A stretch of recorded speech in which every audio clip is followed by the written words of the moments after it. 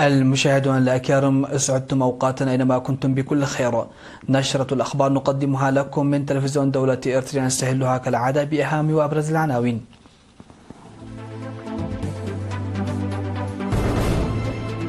وفد إرتريا يشارك في منتدى طوكيو للتنمية الإفريقية.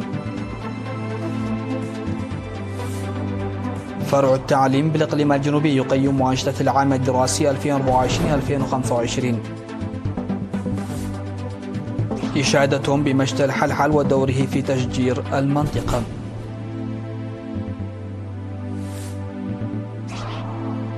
إيران تختتم مناورات صاروخية في بحر عمان.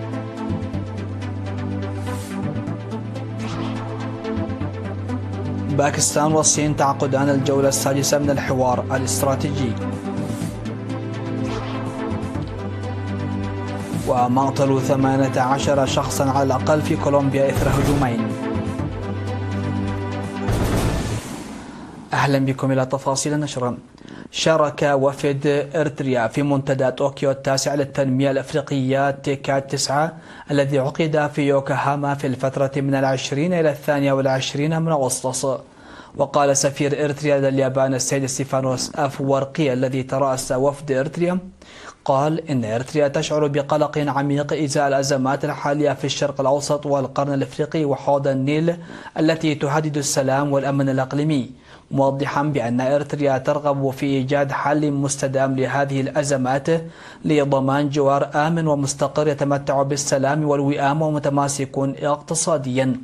وذكر أن شعوب المنطقة بحاجة إلى السلام والاستقرار أكثر من أي وقت مضى، مضيفا أن منتدى طوكيو التاسع للتنمية الأفريقية يجب أن يكون محور الجهود المشتركة المستقبلية للتأكيد على ذلك وضمان الرخاء. حضر المؤتمر الذي حمل عنوان العمل مع أفريقيا لضمان حلول مبتكرة مستدامة قادة من مختلف البلدان والحكومات، بالإضافة إلى ممثلين عن الدولة المضيفة اليابان والاتحاد الأفريقي والأمم المتحدة ومنظمات إقليمية ودولية أخرى.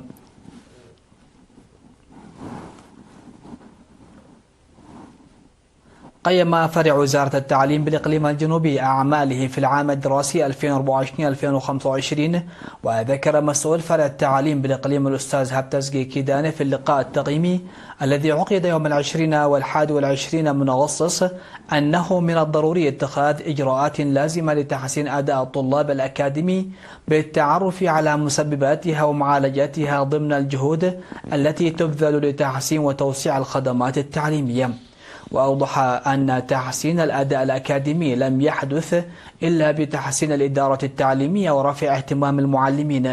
وقال إن المعلمين والطلاب تمكنوا من حضور إلى مدارسهم في الوقت المحدد لبدء العام الدراسي، وتم التخطيط لعملية التعليم والتعلم مسبقا، وأن نسبة النجاح في العام الماضي وصلت إلى 87%. وأشاد بمبادرة الأهالي في سد نواقص الفصول الدراسية، مشيرا إلى فتح 45 روضة و6 مدارس ابتدائية لتخفيف النقص الذي ظل قطاع التعليم يعاني منه في الإقليم. وبما يخص نتائج الطلاب الذين شاركوا في امتحانات الشهادة الثانوية من الإقليم، أفاد أن 648 طالب تمكنوا من إحراز علامات مكنتهم من الانخراط إلى مستوى البكالوريوس في الكليات، إلى جانب 383 آخرين تمكنوا من الانخراط في برامج الدبلوم الجامعي، حيث أحرز 64 طالبا منهم الدرجة الكاملة في هذا الامتحان الوطني. وحث ممثل وزارة التعليم السيد بطرس حيل مريم في كلمته التي ألقاها بالمناسبة، حث المعلمين على الاجتهاد للتعرف على التحديات التي تواجه العملية التعليمية في المراحل الابتدائية والسعي للتخلص من تلك التحديات وتحسين الأداء الأكاديمي للطلاب. وأوصى حاكم الإقليم الجنوبي السيد هبتاب تسفاسيون للقيام بأعمال وإجراءات جادة من أجل ترسيخ الاهتمام والاجتهاد التعليمي لدى الطلاب بجانب الجهود التي تبذل لتحسين الكفاءة التعليمية، مشيرا في الوقت ذاته إلى أنها مهمة تحمل المعلمين المسؤولية في توجيه المسيرة التعليمية. توجد في الإقليم الجنوبي 676 مؤسسة تعليمية متفرقة في مديريات الإقليم 12. يساهم مشتى الحلحل بشكل كبير في إنتاج الشتلات وإنجاز حملة التنمية الخضراء. وأفاد مدير المديرية السيد قرماسيون أبرهة أنه تم في تجهيز وغرس أكثر من 240 ألف شتلة بما في ذلك القصب والزيتون والسدر والفلفل الأسود والصنوبر والصندل وغيرها من أنواع الشتلات في جميع أنحاء المديرية. وأشار إلى أن عدد الأشجار التي يتم إعدادها سنويا في تزايد ويتم زراعتها في المحميات والمؤسسات الحكومية ودور العبادات والمنازل السكنية في كافة إدارات الضواحي المجاورة. وأشاد بدور سلطة الغابات والحياة البرية وتعاونها مع المواطنين في المحافظة على الأشجار التي تم غرسها والتي وصلت إلى مراحل متقدمة في النمو، خاصة تلك المغروسة في عد حزباي وماء والد. وذكر السيد قرماسيون المساهمة الفاعلة التي قام بها الطلاب المشاركون في الحملة الطلابية التنموية الصيفية في أنشطة الحفاظ على المياه والتربة والتشجير، موصيا إياهم بالمساهمة بالمثل في عملية رعاية ومتابعتها حتى تنمو جيدا. زار المواطنون القادمون من الخارج لقضاء عطلاتهم في بلادهم زاروا مواقع تاريخية وتنموية في منطقة عد قيح يوم 19 من أغسطس. وتلقى المواطنون المشاركون في الجولة توضيحا من الجهات المختصة حول المناطق التي مروا بها والأماكن التاريخية التي زاروها. وعند زيارتهم لكلية التجارة والعلوم الاجتماعية لاقوا ترحيبا حارا من السكان، وقاموا بزيارة أجزاء مختلفة من الكلية بالإضافة إلى المواقع التاريخية في قحيتم وكذلك عشكا وسد سافير والمقبرة المصرية.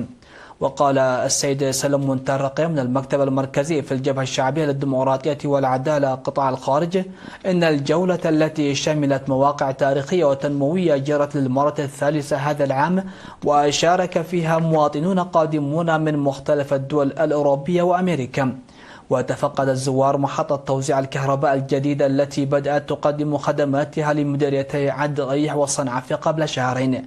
وأعرب الزوار عن ارتياحهم للملاحظات والتوضيحات التي قدمت لهم في الأماكن التي زاروها والاستقبال الحار من سكان عد قيح. استشهد المقدم أبراهام تسفى مريم يوم أمس 21 من أغسطس عن عمر ناهز 76 عاما جراء مرض ألم به. والتحق المقدم أبراهام بصفوف الجبهة الشعبية لتحرير إريتريا في شهر نوفمبر من عام 1975، حيث ناضل ضمن الوحدات القتالية ثم عمل في وحدات قوات الدفاع الإريتريا، وذلك بمختلف مستويات المسؤولية حتى وصل إلى قائد كتيبة ومسؤول إدارة فرقة. المقدم الشهيد أبراهام تسفى مريم رب أسرة وأب لابن واحد، وري جثمانها الثرى اليوم 22 من أغسطس بمقبرة الشهداء في مدينة مندفرة. تعرب قيادة الجيش الشعبي بوزارة الدفاع الإريتريا عن بالغ حزنها باستشهاد المقدم أبراهام تسفى مريم، وتعزي زويه ورفاقه المناضلين وكذلك زملائه. مشاهدينا، كانت هذه حصيلة الأنباء على الصعيد المحلي، فاصل قصير ومن ثم نوافيكم بالأنباء على الصعيد العالمي، فتفضلوا بالبقاء معنا.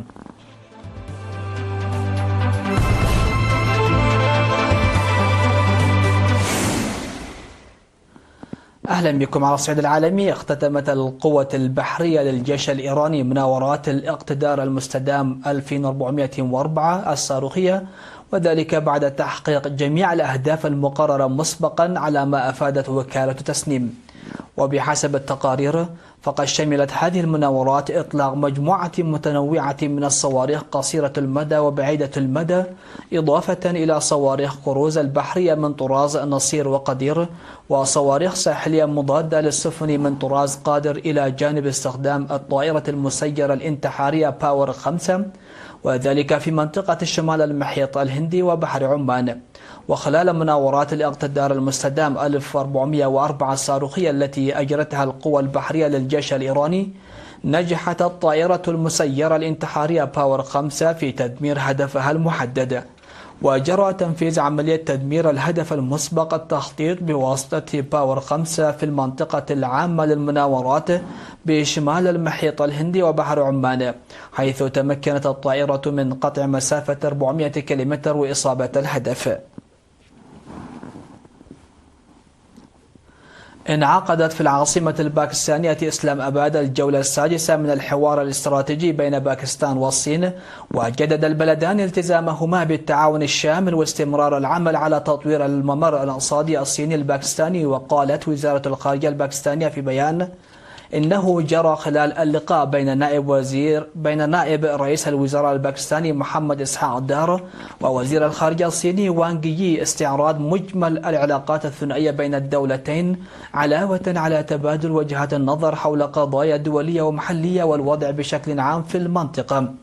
وفي حديث له مع الصحفيين عقب جلسة الحوار، شكر وزير الخارجية الباكستاني الصين على دعمها الكامل لبلاده في المحافل الدولية في كل ما يهم باكستان والمنطقة، مشددا على أن الشراكة الصينية الباكستانية لها جذور تاريخية ومبنية على أسس ثابتة واحترام متبادل.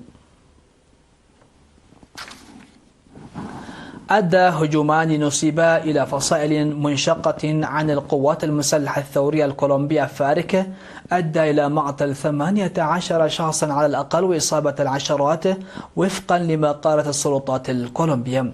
ووفقا لمكتب رئيس البلدية في كالي ثالث كبرى مدن كولومبيا من حيث عدد السكان، انفجرت شاحنة محملة بالمتفجرات بالقرب من قاعدة تابعة للقوات الجوية، مما أدى إلى مقتل 6 أشخاص وإصابة 71 آخرين.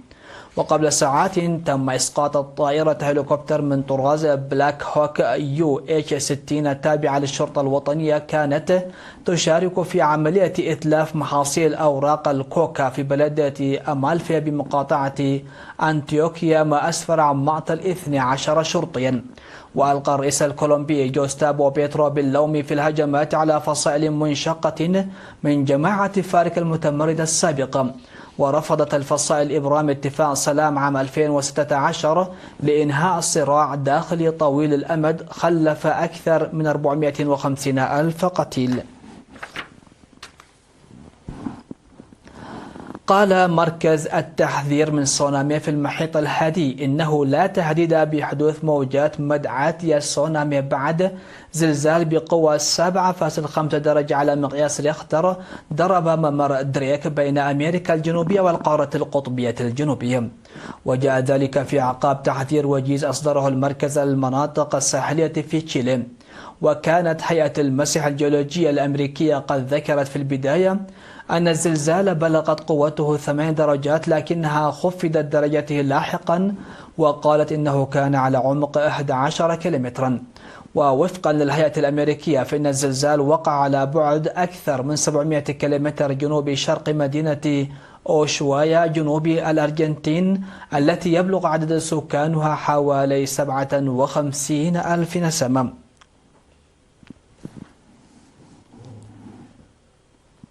ختاما لنشرة هذا المساء، هذا تذكير بأهم وأبرز العناوين.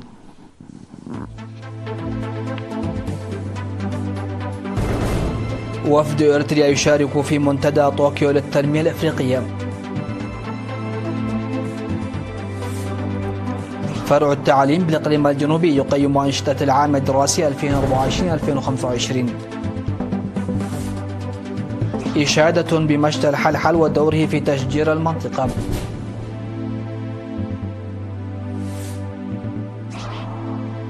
إيران تختتم مناورات صاروخية في بحر عمان.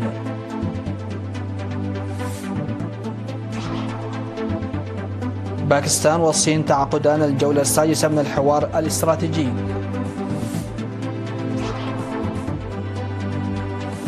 ومقتل 18 شخصا على الأقل في كولومبيا إثر هجومين. سادتي سيداتي، هكذا نكون قد وصلنا وإياكم إلى نهاية نشرة هذا المساء. كنت معكم فيها قاسم أحمد، دمتم في أمان الله.